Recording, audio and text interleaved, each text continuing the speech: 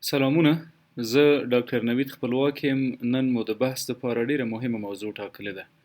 محرقه یا زموږ د هیواد په ځینو سیمو کې ترټکه بلل کیږي د محرقې تبه یا ټایفاید فیور څه ډول ناروغي ده او په دې هکله هغه غلط باورونه څه دي چې باید ټول پرې وپوهیږو.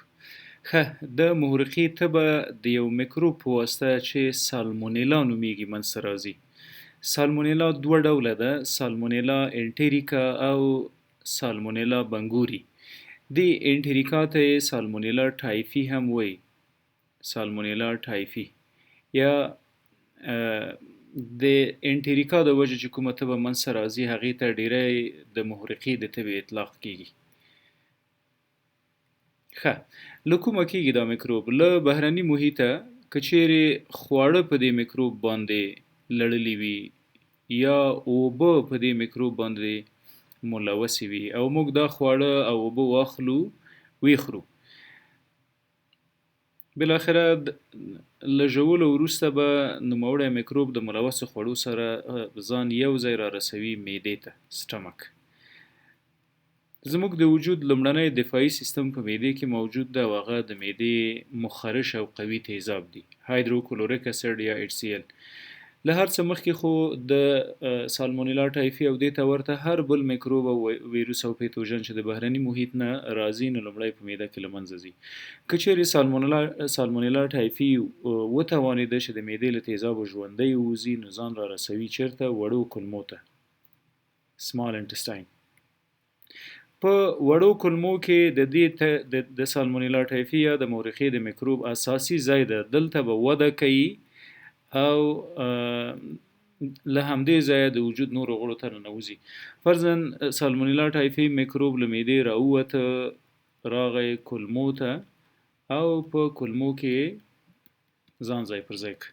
د کولمو دغه کوچنۍ ساحه اخلو او د مایکروسکوپ لاندې ګورو چې څه ډول یو سټرکچر لري. دغه لومړنۍ ساحې ته یا لومړنۍ پردې ته میکوزا وایي. میکوزا د کولمې دیوال له څلورو پردو یا څلورو قوي لایو څخه جوړ شوی ده. لومړی میکوزا نومیږي.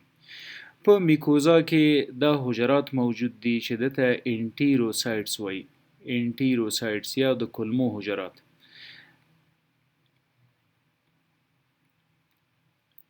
لاندې د دویمې پردې ته سب میکوزا وایي، سب میکوزا یعنی له میکوزا لاندې هغه دویمه غوښینه برخه چې د کولمو د دیوال یوه برخه جوړوي.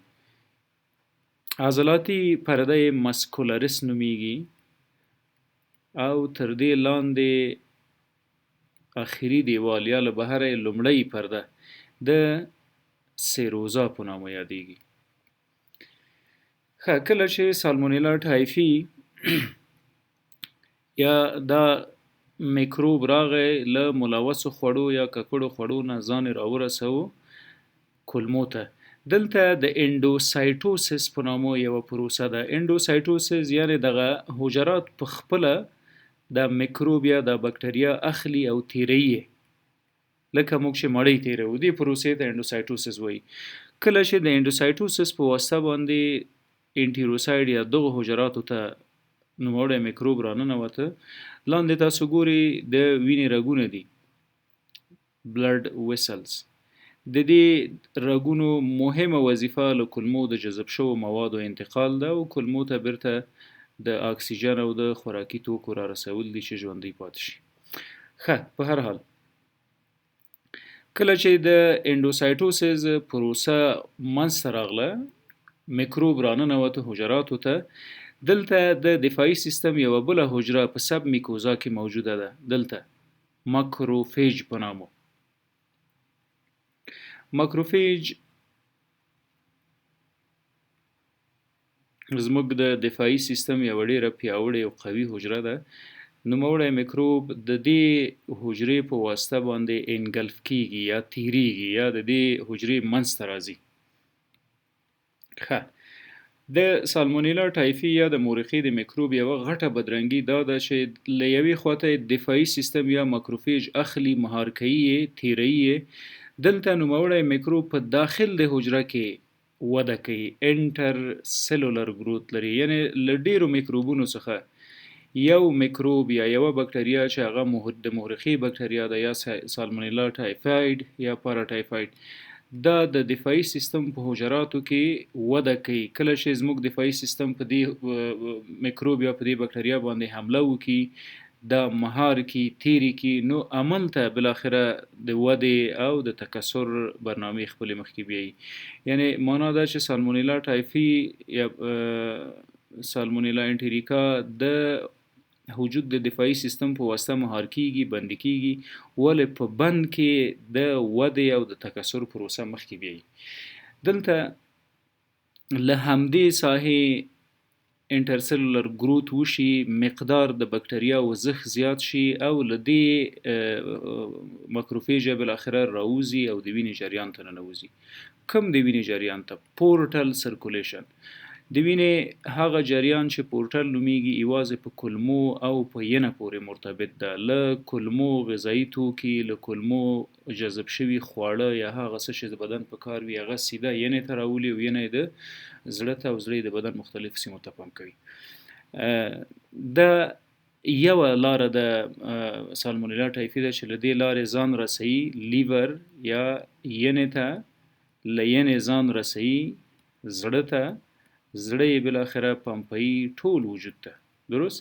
کله چې ټول وجود ته پمپ شو او په ټول وجود کې خور شو، نو د بکټریمیا په نامه تکلیف جوړي، یعنی د وینې په جریان کې د بکټریاو کثرت او زیاتوالی او په همدې وینه کې د میکروب گروث یا وده هم کوي.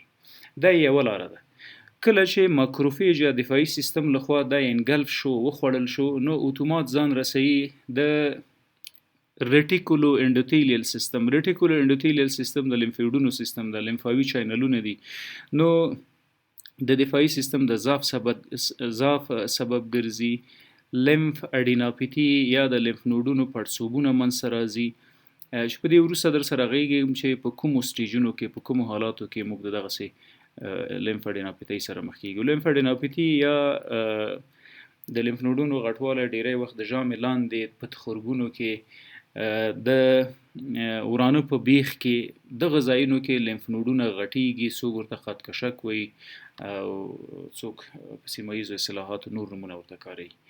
ښه، یوه مهمه نقطه چې دلته باید ورته یادوري وکړم، ګورئ دا فرضاً معده، دا وړې کلمې او سالمونیلا ټایفي راغله معدې ته، له معدې راغی کلمو ته، له کلمو جذب شو وینې ته او له وینې سیده ځان راورسوه ینې ته، لیور. دا فرض مثال زموږ ینه ده. کله چې میکروب ینو ته راغی، له ینې یا له ځیګر دوه لارې لري. یو به ځي د انفیریر وینا کیوا په واسطه یا د یو غټ هغه شارګ یا شریان په واسطه ځان را رسوي زړه ته، هارت ته. دا یوه لاره ده چې د دې په واسطه د بدن مختلفې سیمې او د بدن مختلف ارګانونه ملوث کوي. دویمه لاره دا ده چې د لیور نه یا د ینې نه نوموړی میکروب راځي ګال بلډر یا د صفرا کیسې ته. درست؟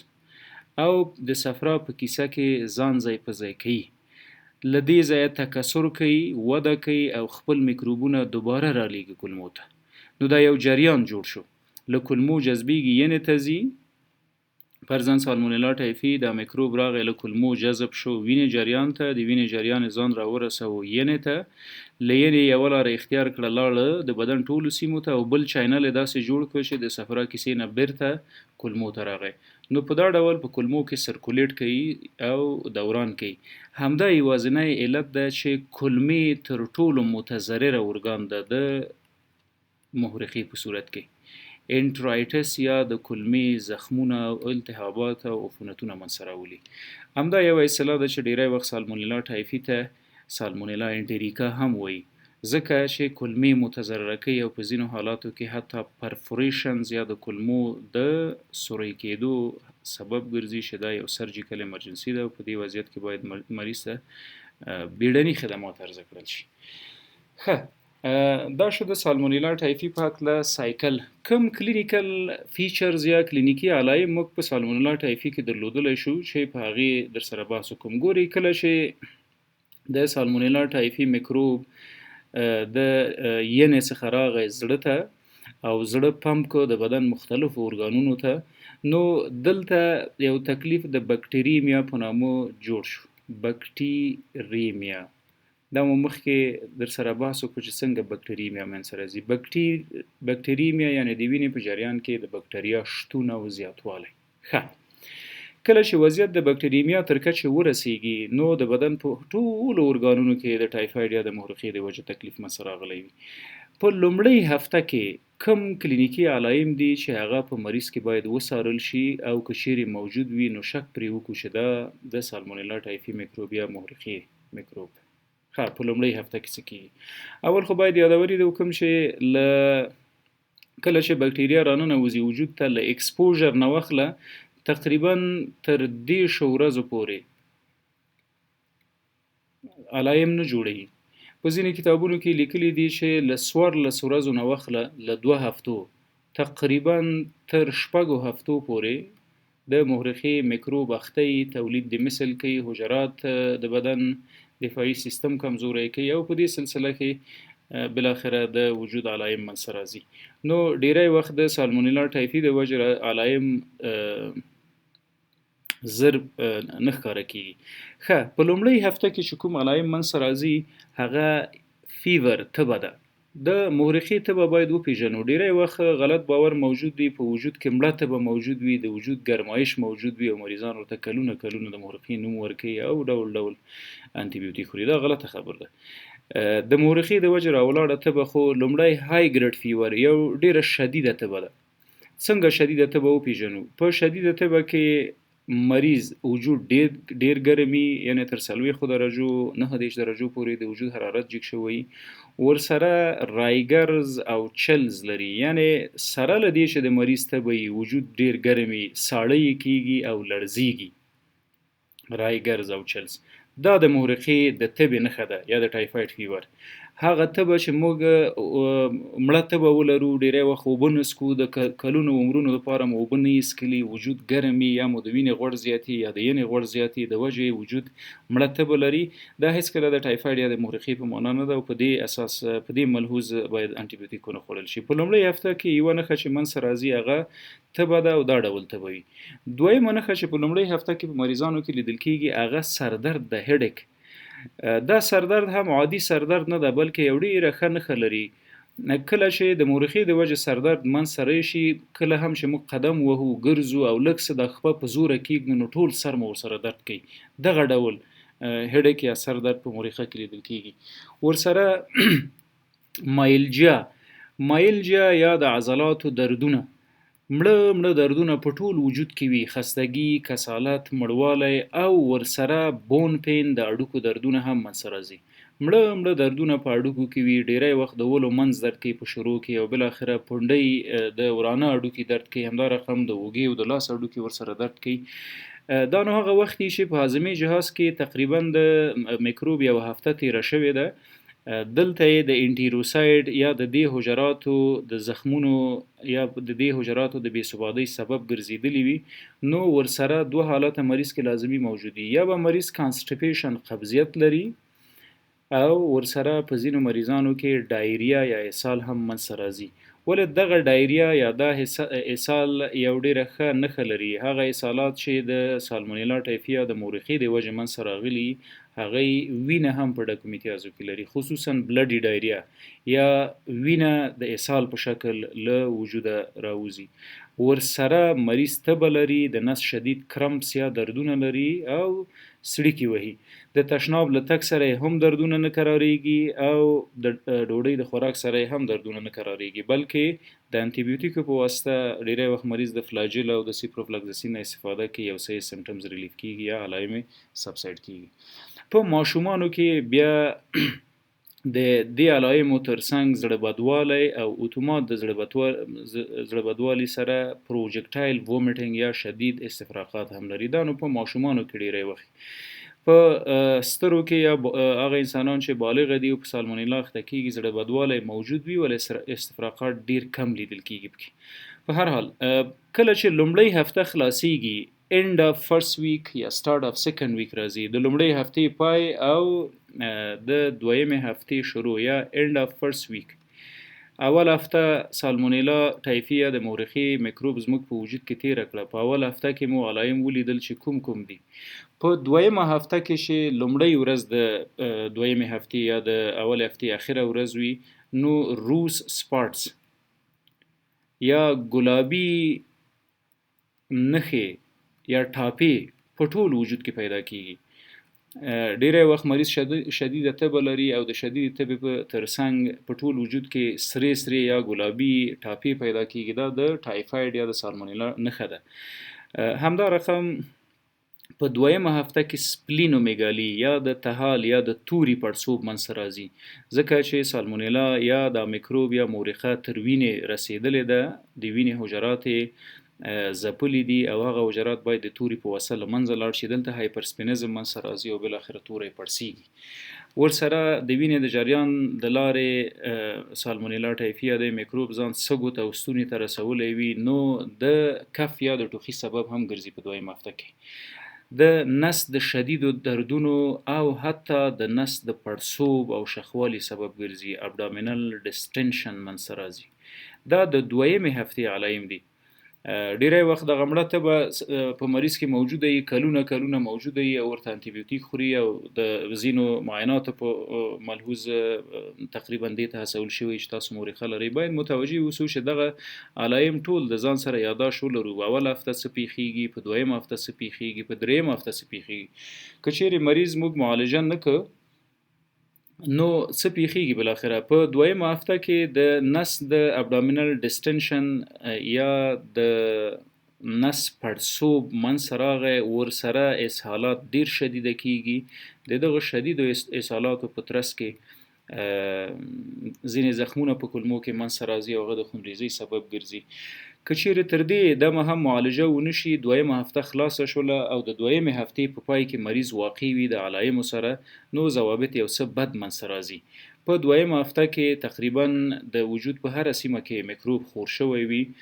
ډلیریم یا نیمه کوما حالت ته مریض بیایي، شعور د مریض له لاسه ورکوي او ورو بالاخره زی مریض کوما ته او له کوما نه متاسفانه که معالجه ونشو په عین وخت کې ونشي کړی، نو د مرګ سبب هم ګرځیدلی شي.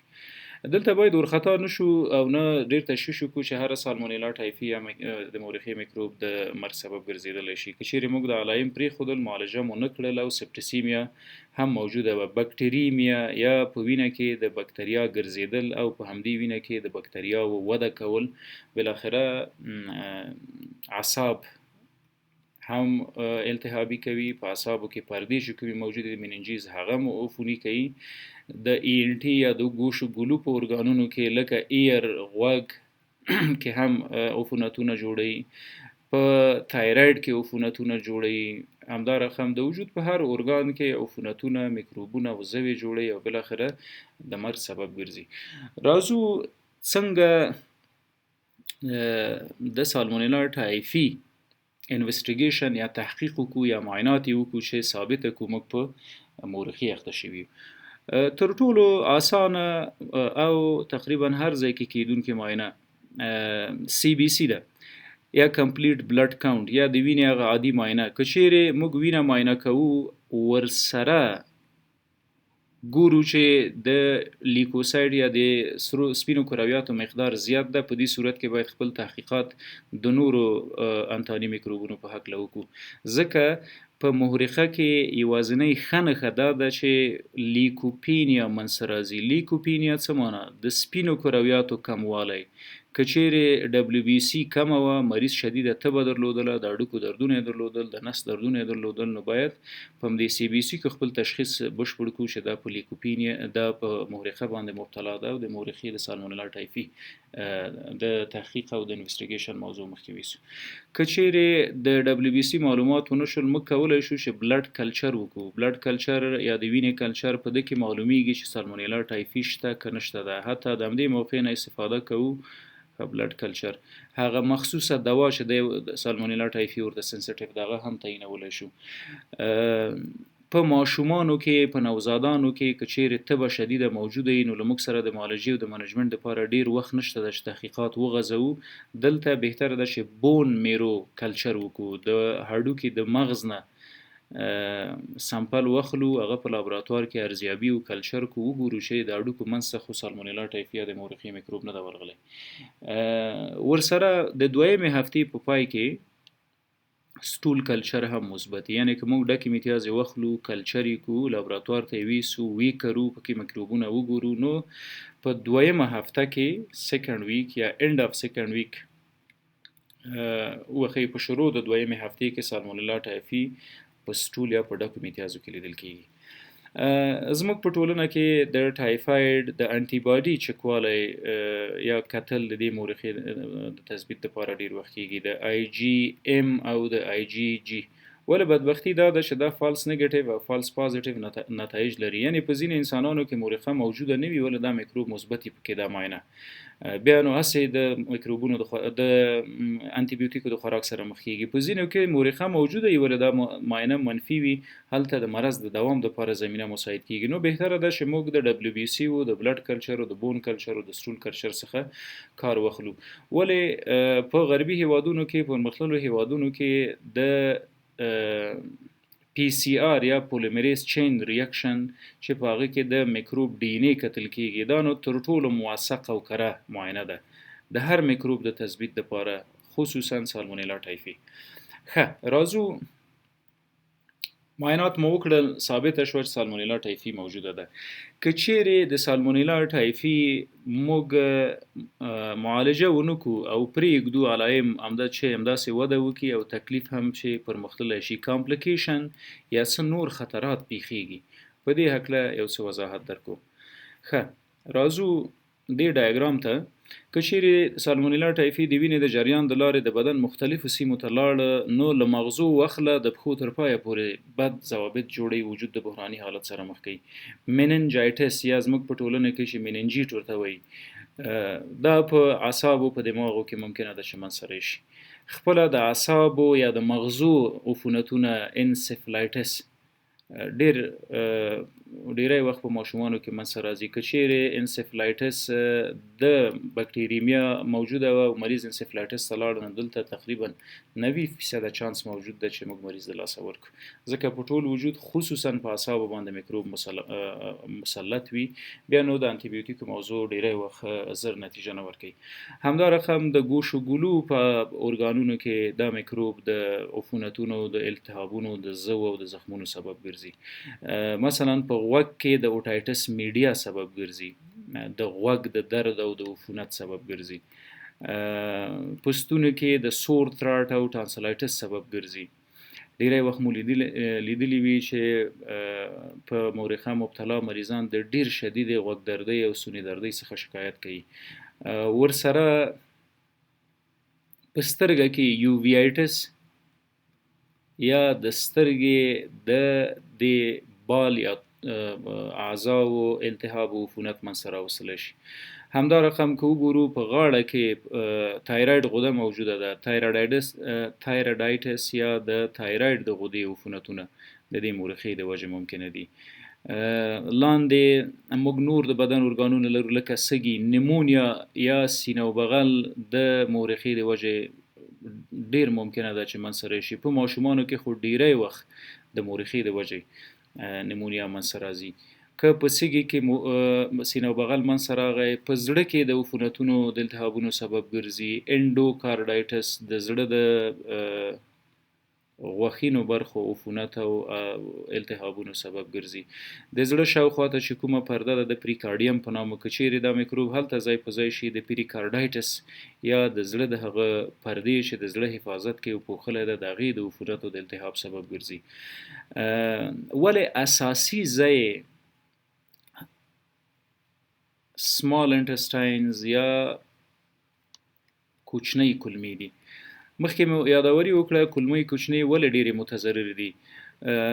میکروب له بهرني محیطه راځي کوچنۍ کولمو ته، له کوچنۍ کولمو نه ځان رسوي لیور یا ینې ته، له ینې دوه لارې انتخابوي.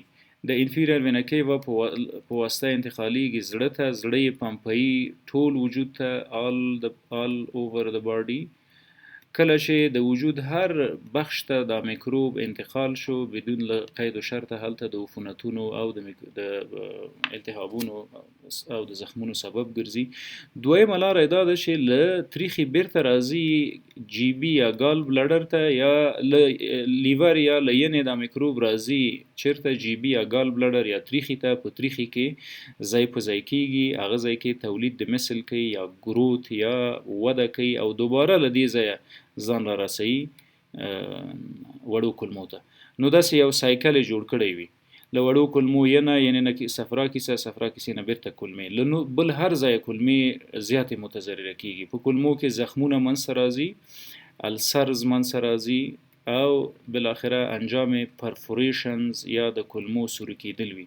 نو کچېرې شدیده تبه او د اډوکو دردونه لرو، ورسره په ډکو میتیازو کې وینه ګورو، نو عاجل باید ډاکټر ته مراجعه وکړو که چیرې سالمونیلا ټایفي موجود وي او سپټسیمیا منځته راتلونکې وي چې د هغې مخنیوی وکړو. ښه، هغه ارګانونه چې ډیر د دې میکروب په واسطه متضرر کیږي هغه یو سپلین ده یا توری ده، سپلینومیګالي یا د سپلین سایز غټیږي. بل ارګان چې ډیر متضرر کیږي هغه ینه ده او هپاټایټس د ینې التهاب او عفونت او زخمونه د دې میکروب په واسطه منځته راځي. بل ارګان چې ډیر متضرر کیږي هغه بون میرو یا د هډوکو مغز ده، چیرته چې وینه جوړیږي د انسانانو د بون میرو د التهاب او عفونت سبب ګرځي. په ماشومانو کې د اسټیوملایټس یا د اډوکو د التهاباتو او د عفونتونو سبب ګرځي. بل ارګان چې ډیر متضرر کوي هغه لیمف نودونه دي. زموږ د بدن دفاعي سیستم کې یو ډیر مهمه سیستم ریټیکولو انډوتیلیل سیستم ده چې په هغه کې لیمف نودونه موجود دي او دغه لیمف نودونه ډیری وخت د بکتریاو پر ضد جنګیږي. نو لیمف نودونو کې سایزونه یې غټیږي، لیمفاډینوپاثي منځته راځي، دفاعي سیستم په سمه توګه باندې کار نشي کولای. همدا رقم دلته ګردې موجود دي چې له یاده مو ونوځي. په ګردو کې سالمونیلا ټایفي د عفونتونو سبب ګرځي. پایلونفرایټس د ګردو عفونتو زخمونه او التهابات دي چې ډیری وخت په داسې وضعیت کې مریض په تشو میتیازو کې وینه لري یا هیماچوریا منځته راځي. سیسټایټس یا د مثانې عفونت او التهاب موجود وي چې مریض پکې سوزاک لري، تشو میتیازې یې سوځیږي. په ټوله کې انډومیټرایټس په خزمونو کې حتی د رحم د عفونتونو او د التهاباتو سبب ګرځي چې بالاخره مریض بیا یې پی آی ډي یا د خزمونو د تناسلي غړو د میکروبي وضعیت سبب ګرځي چې ډیری وخت میاشتنۍ ناروغۍ فاول سمیل یا بد بوی لري. فاول سمیل فلو یا د میاشتنۍ ناروغۍ بد بویونه موجود وي. همدا ډول د بدن هر حجره، هر غړی، هر ارګان د دې میکروب په واسطه متضرر کیږي. څنګه د نوموړي میکروب معالجه وکړو؟ په معایناتو پوه شو، په علایمو پوه شو، راځو په معالجې ته. جنرال منیجمنت کې څه کوو؟ یعنی د هر مریض دپاره که په چیرې مشکوکه شو چې په دې میکروب باندې اخته ده، نو په جنرال منیجمنت کې لومړی باید مریض ته استراحت مساعد کړو. دا یو بیډ ریسټ. د استراحت ترڅنګ هغه څه چې بل ډیر مهمه دي، پلنټي اف فلیډز باید مایات، زخ زیات باید مریض وسکي. زخ زیات نه هدف دا د حد اقل 4 لیټره 3 لیټره باید وسکو چې تبه هم لرو او مایات هم ضایع کیږي. د دې ټولو سره خپل حفظ الصحه باید دقیق رعایت وساتو، خصوصا ماوت واش یا د خولې مینځل یا د ونه باسو چې هلته سلایوا موجوده ده او دوباره د دې میکروب د سایکل کېدو چانس پکې موجود ده. سپیسیفیک منیجمنت څنګه کوو؟ که چیرې تثبیت شو چې یو څوک په محرقه باندې اخته ده، نو سپیسیفیک منیجمنت کې تاسو پوهیږئ چې موږ د انټي بیوټیکو نه کارو، ضد د میکروب دواګانې کارو او په هغه کې تر ټولو مهمه سیپروفلکزسین ده. سیپروفلکزسین 500 میلی ګرامه په یو بالغ انسان کې د 14 ورځو لپاره باید د یو ډاکټر د تجویز مطابق وخوړل شي ترڅو موږ دا میکروب له منځه ویسو. که چیرې یوازې د سیپروفلکزسین کافي نه و، نو موږ کولی شو چې دا موضوع دلته یو څه یادداشت کړم.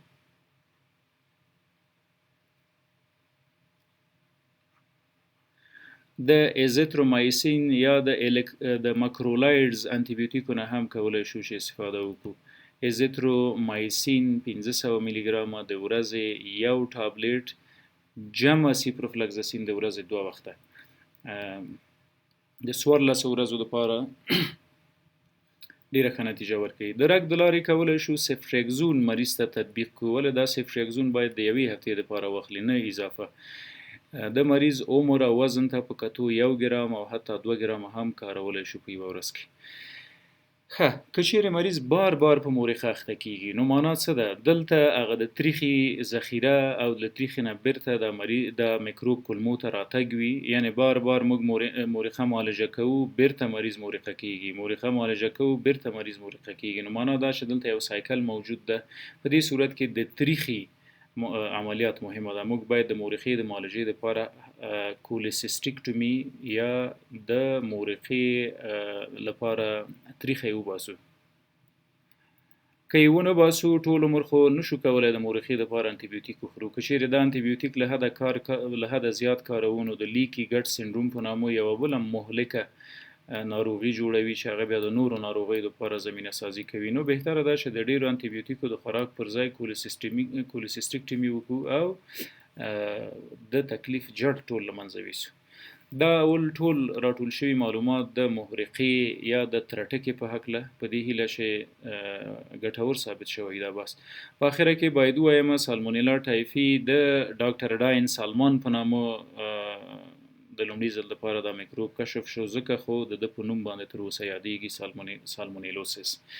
د سالمونیلوسیس هغه مرض ده چې د سالمونیلا په واسطه منځته راځي. سالمونیلا هغه بکټریا ده چې زموږ په ولس کې د محرقې په نامه مشهوره تبه جوړوي، یا زموږ په جنوبي ولایاتو کې لکه خوست، پکتیکا دلته یې ترټکه بولي. د محرقې تبه دا ټول هغه موضوعات دي چې د سالمونیلا انټریکا یا د میکروب په واسطه منځته راځي. مننه.